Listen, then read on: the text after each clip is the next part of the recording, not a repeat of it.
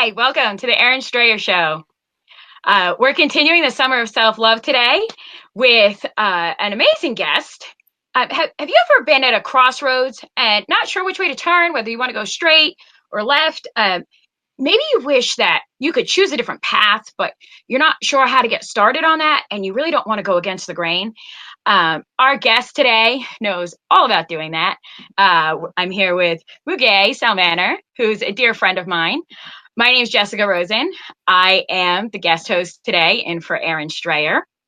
And I'm really excited to have Muge here. She's originally from Istanbul, Turkey. She immigrated to the US when she was 24 years old to continue her academic career. She received a PhD in Middle Eastern Studies and Turkish Literature from the University of Washington in Seattle. Shortly after she graduated, she started building her online jewelry business, Bonfire Jewelry Design. She currently sells her designs on Etsy, as well as her website, and at music festivals during the summer. I'm so excited to have you here today, Muge. Hi, me too.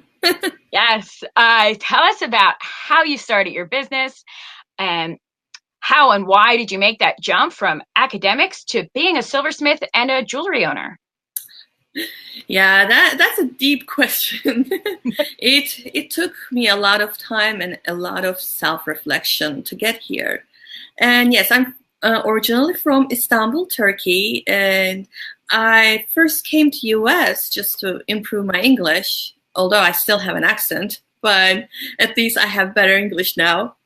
And as I was completing the English language certificates, I applied for master's and it worked out. I got into master's, and as it was finishing, I applied for PhD and it worked out. And at first, I liked academic environment, and I liked my friends, my students. I had so many students. I was a teaching assistant. I was a research assistant. And that's the thing, when you're doing PhD, it gets so expensive, and you cannot, as an international student, we cannot get loans. So I had to work while I was doing this. But towards the end, I started to get burned out. And I wanted different things in my life. And as a kid, I was always told that you got to focus on your education. And when I tried to do artsy stuff, they were like, "Oh, just pass that and focus on your education." And that's so common. Yes. That's so common, I think, where art kind of gets blown off as like not something to take as seriously if that's what you're into, to go in favor of more traditional fields because they're more stable, right? And yes, that's exactly what you're talking about here, is that forgoing that illusion of stability and building it within yourself, right? Yes. And traditionally, we are trained and taught that do what is everybody else is doing, so you will succeed in life and have a certain way of life. But that's not how it happens, because life changes and generations change. We are not living 30, 40 years ago. People getting into job, getting higher and higher in the career, and then retiring. These things are puzzling as well right now. And I was going to talk about illusion of stability. That was the point when as I was finishing, I started to think, what am I going to do? I could go for a tenure track job, which is another 10 years of my life trying to secure that position.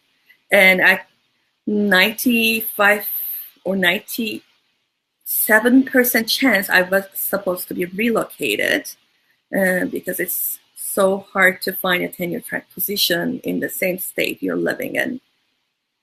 I could go for administrative job, which is office job, which I did while I was doing my PhD.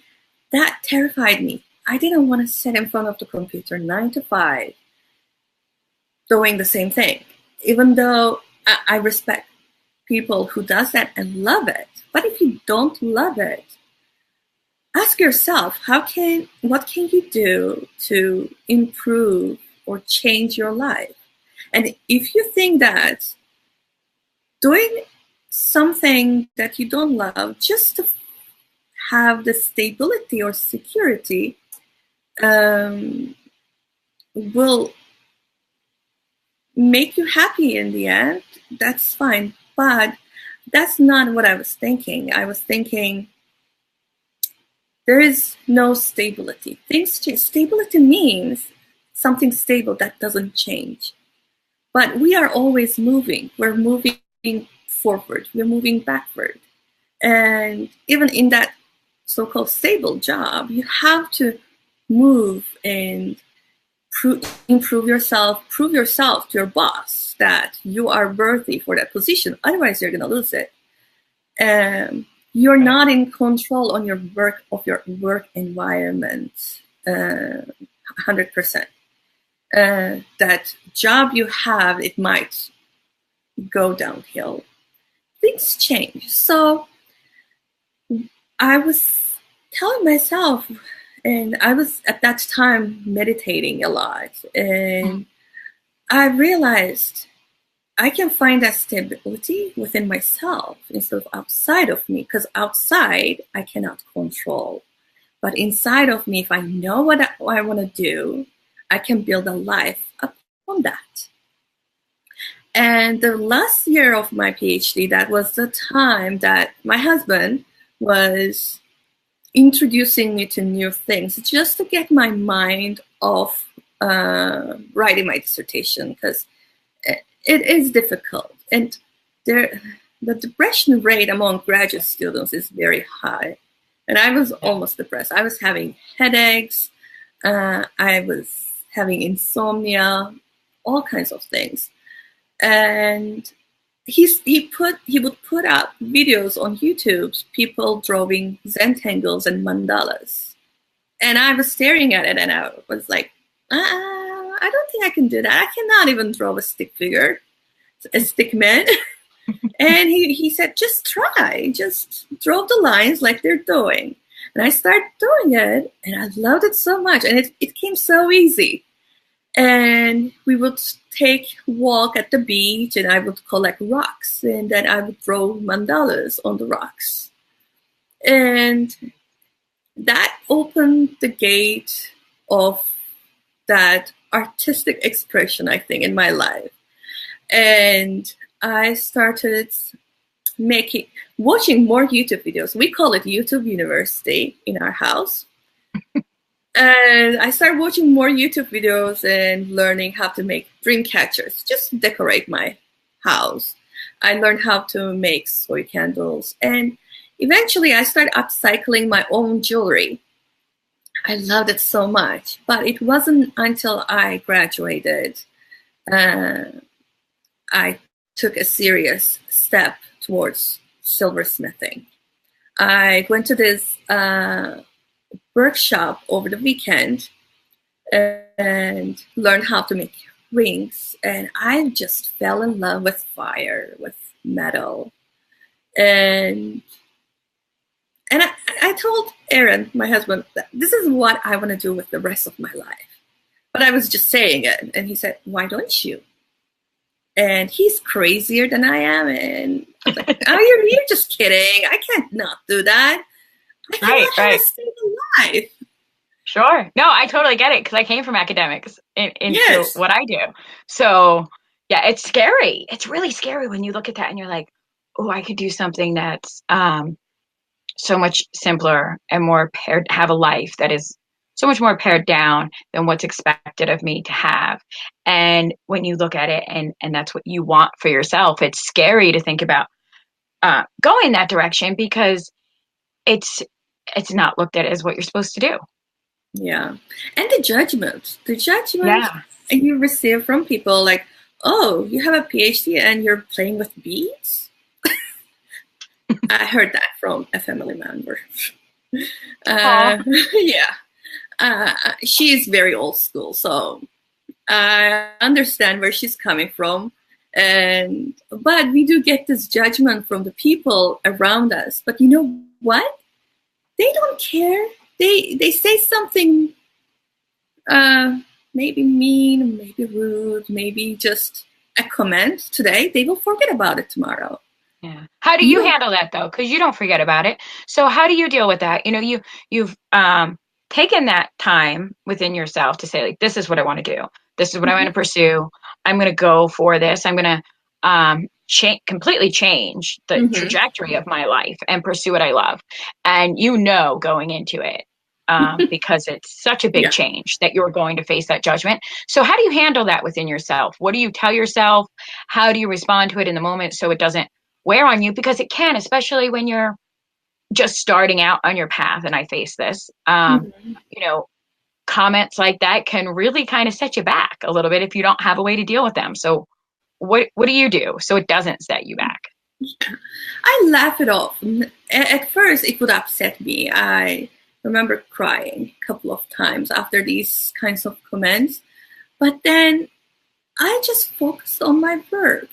And the thing is, my first year, it was such a disaster. I made like $72. And I started to believe those people that I cannot do this. Sure.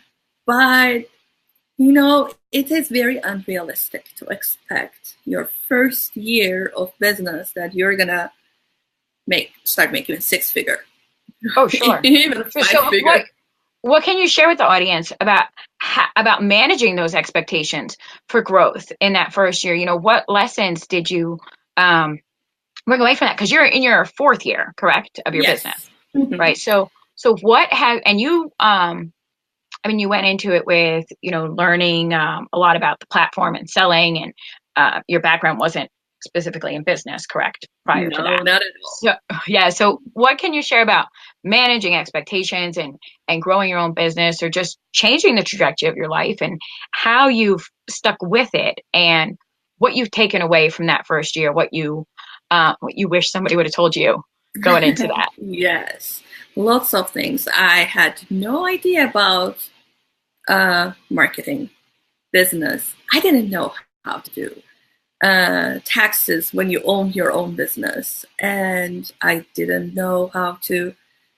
I didn't know even what the target market was or content marketing was. My photographs, I'm surprised now how my first buyers on Etsy bought my stuff, because my first photographs were horrible. I would put so many props. I was also selling multiple things like jewelry, candle, dream catchers. I would put so much props in my product photography that you wouldn't know what I was selling unless you read it. But it takes time to learn. I wish I knew more about social media. I wish I knew more about collaborating, not trying to do everything by myself. And that's a big part of your what you do now, right? Is collaborating. Yes. Isn't it? Yes, I collaborate with people, especially for my photographs, and photographers and models, because it's the packaging. Packaging is very important. It is as important as your product or your service. There is this example. Just Google jar of air sale on Google, and there are people buying air. But it's the packaging. It speaks to an emotion. I gave this example because I think you can sell anything, and there will be somebody who will want to buy that thing. But you just need to know how to market that, how to speak that to your audience. And you do that.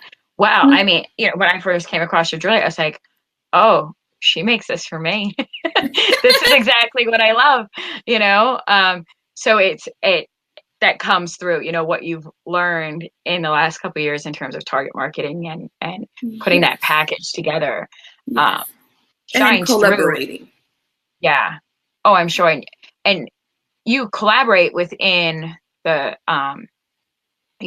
people that you collaborate with come from your target market, right?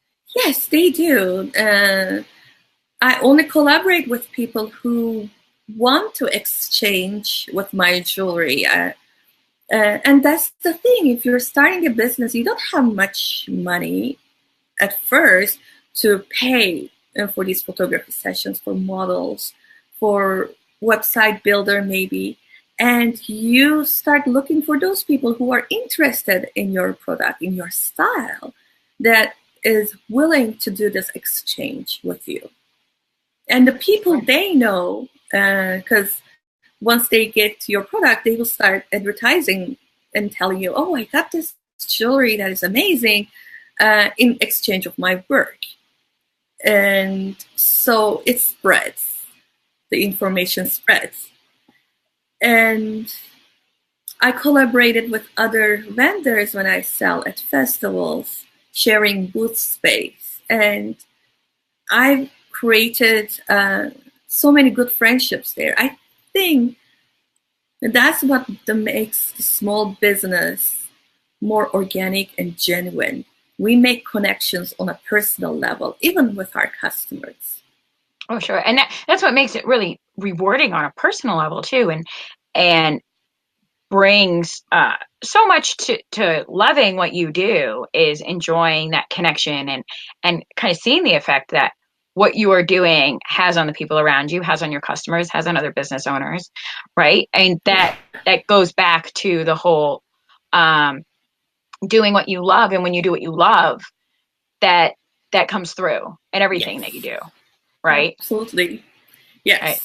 Yeah, you have the choice to, when there's crossroads, you have the choice to take that paved road that is straight, and you can walk that road thinking nothing will change. You will always have this income. You will always do the same thing. It might be a mediocre life, but you know that paved road has challenges too that you don't know. It's outside of you. And there's this other road. It's rocky. It's muddy, but the scenery is awesome. That's what I took. And as long as you have that mindset, it doesn't matter.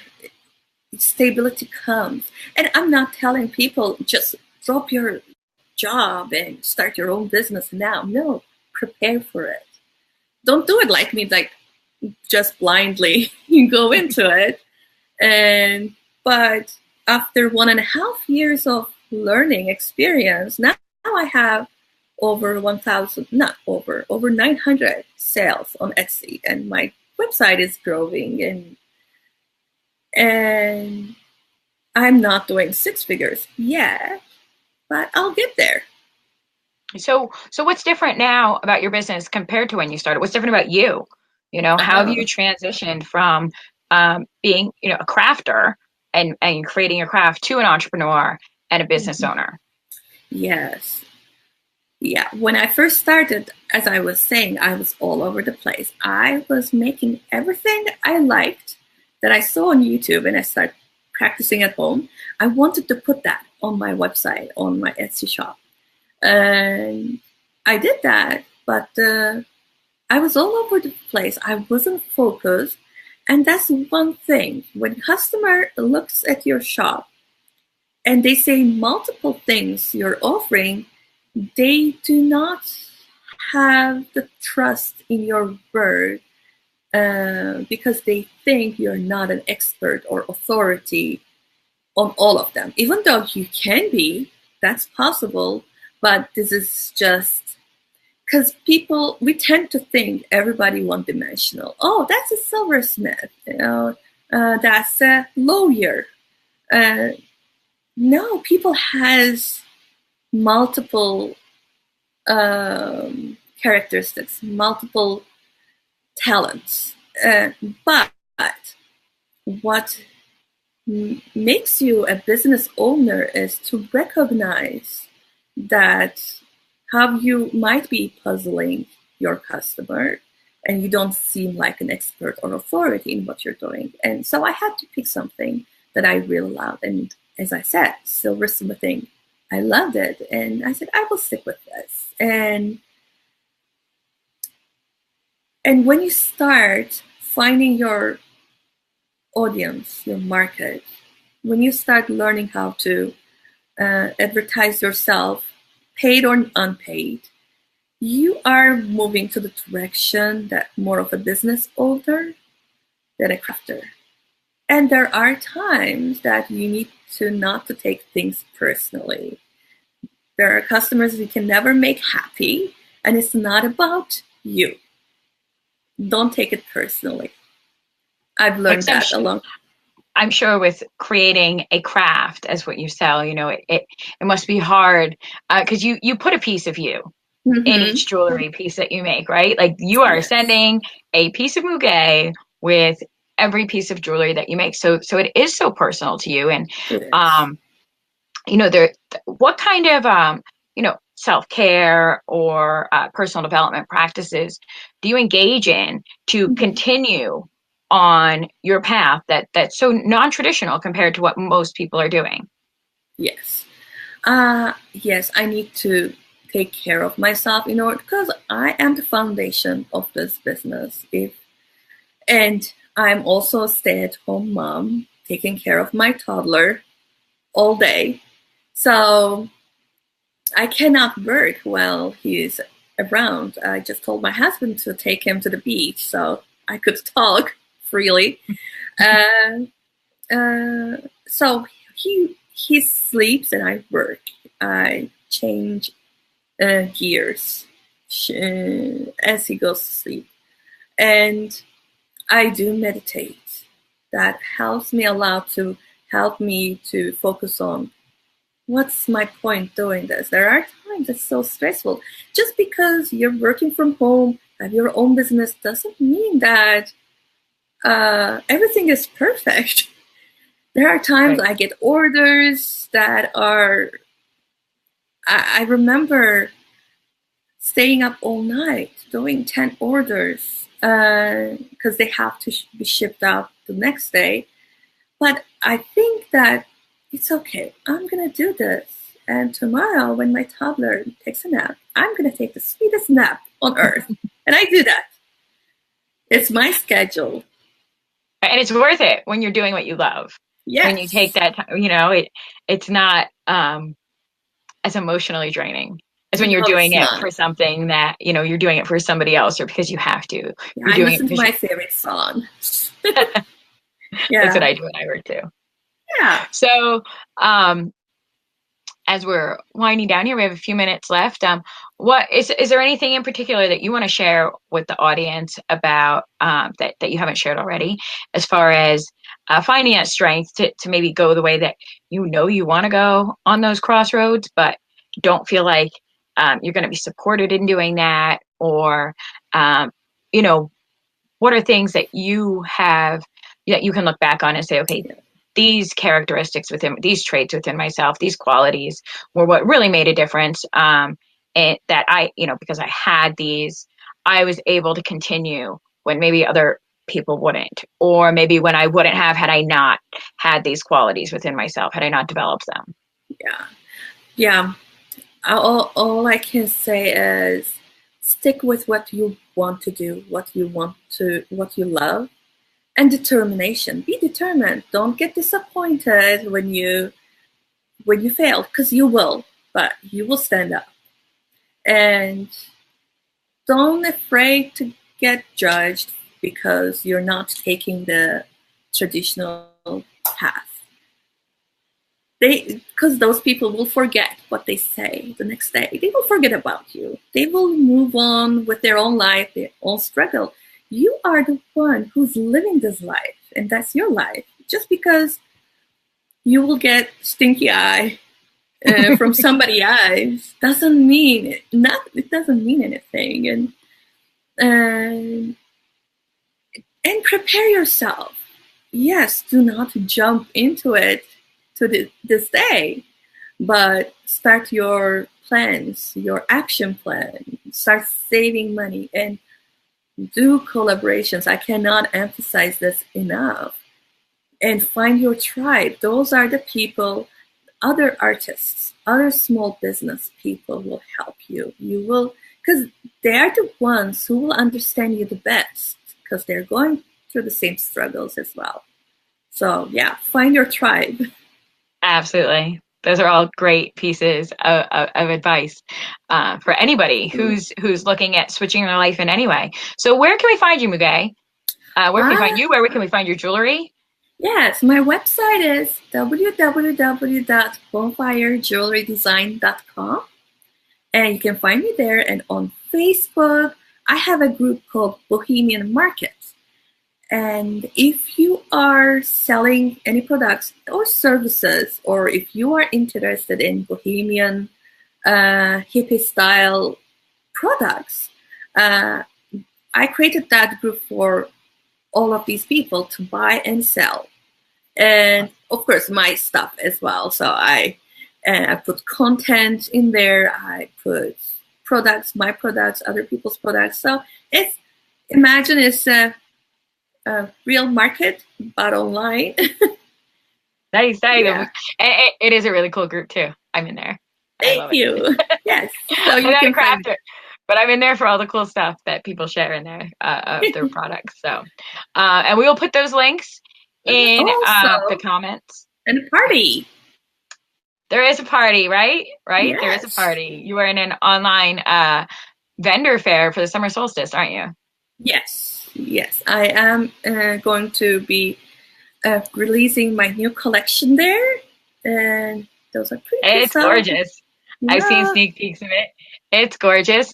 Yeah. Hold on, let me get your name away so people can see it. Hang on. It's getting covered up here. Oh, I can see.